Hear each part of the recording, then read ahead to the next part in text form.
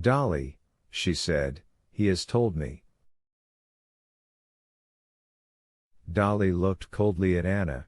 She was waiting now for phrases of conventional sympathy, but Anna said nothing of the sort.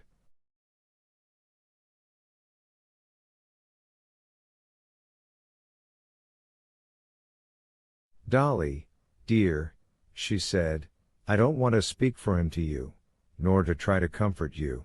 That's impossible.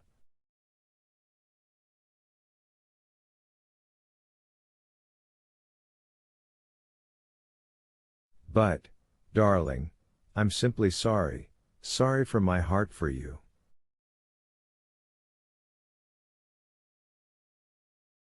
Under the thick lashes of her shining eyes tears suddenly glittered.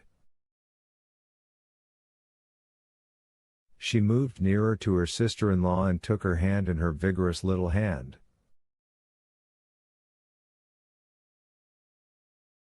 Dolly did not shrink away, but her face did not lose its frigid expression.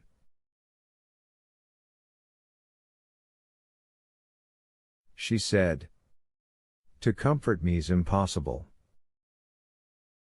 Everything's lost after what has happened, everything's over. And directly she had said this, her face suddenly softened. Anna lifted the wasted, thin hand of Dolly, kissed it and said, but, Dolly, what's to be done, what's to be done? How is it best to act in this awful position? That's what you must think of. All's over, and there's nothing more, said Dolly. And the worst of all is, you see, that I can't cast him off. There are the children, I am tied.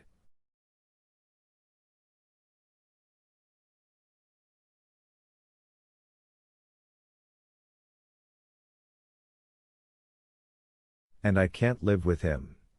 It's a torture to me to see him. Dolly, darling, he has spoken to me, but I want to hear it from you. Tell me about it.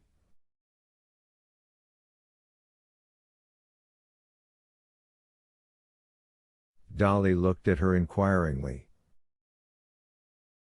Sympathy and love unfeigned were visible on Anna's face. Very well, she said all at once. But I will tell you it from the beginning.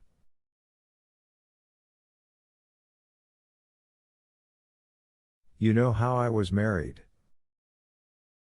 With the education Mama gave us I was more than innocent, I was stupid. I knew nothing.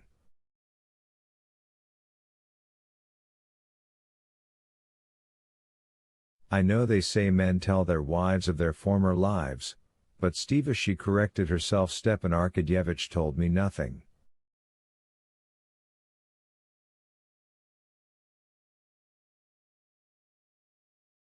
You'll hardly believe it, but till now I imagined that I was the only woman he had known.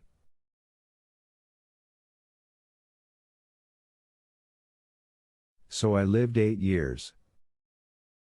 You must understand that I was so far from suspecting infidelity, I regarded it as impossible, and then try to imagine it with such ideas, to find out suddenly all the horror, all the loathsomeness.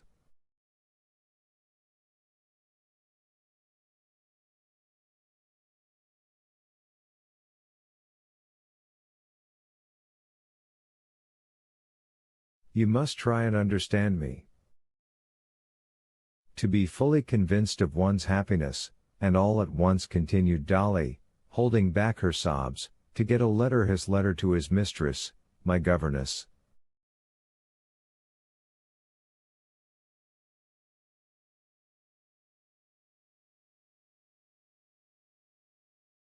No, it's too awful.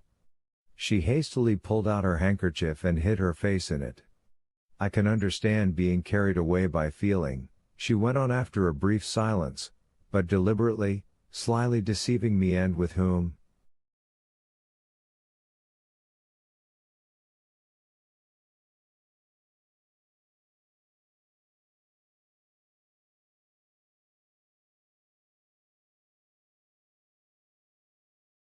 To go on being my husband together with her, it's awful. You can't understand. Oh, yes, I understand. I understand.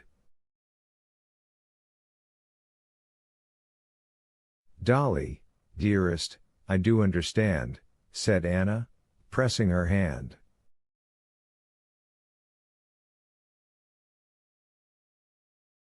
And do you imagine he realizes all the awfulness of my position? Dolly resumed. Not the slightest.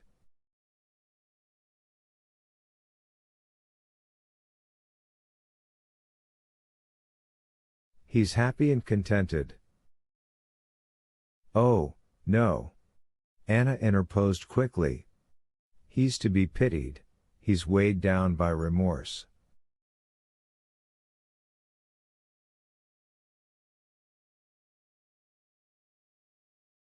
Is he capable of remorse? Dolly interrupted, gazing intently into her sister-in-law's face.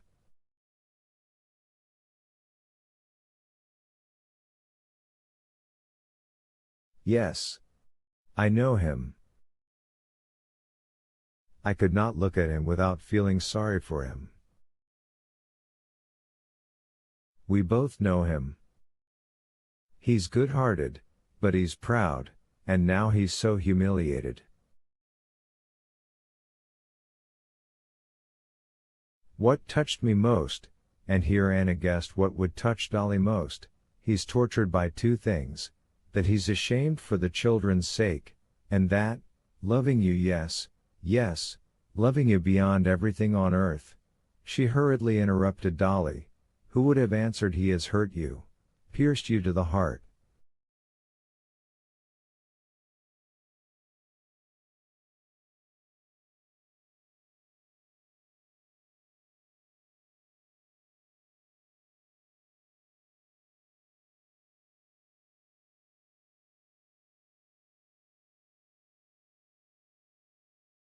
No, no, she cannot forgive me, he keeps saying. Dolly looked dreamily away beyond her sister-in-law as she listened to her words.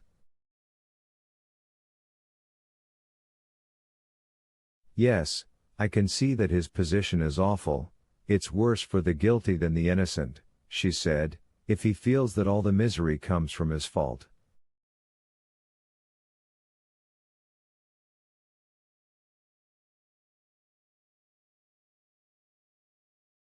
But how am I to forgive him? How am I to be his wife again after her? For me to live with him now would be torture, just because I love my past love for him.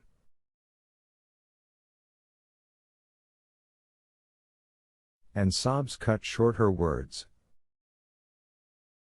But as though of set design, each time she was softened she began to speak again of what exasperated her.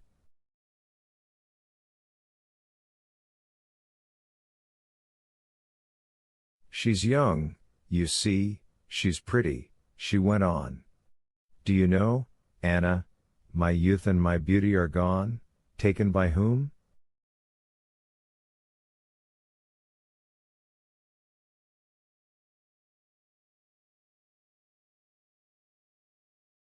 By him and his children.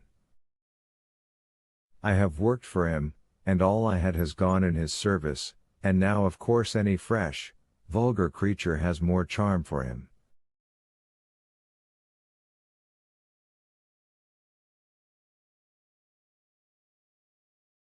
No doubt they talked of me together, or, worse still, they were silent. Do you understand? Again her eyes glowed with hatred. And after that he will tell me.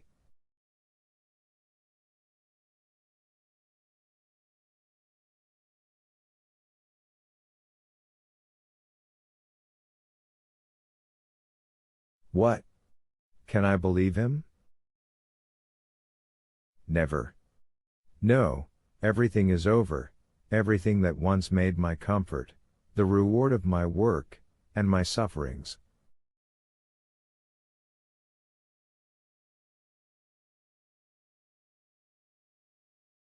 Would you believe it, I was teaching Grisha just now. Once this was a joy to me, now it is a torture.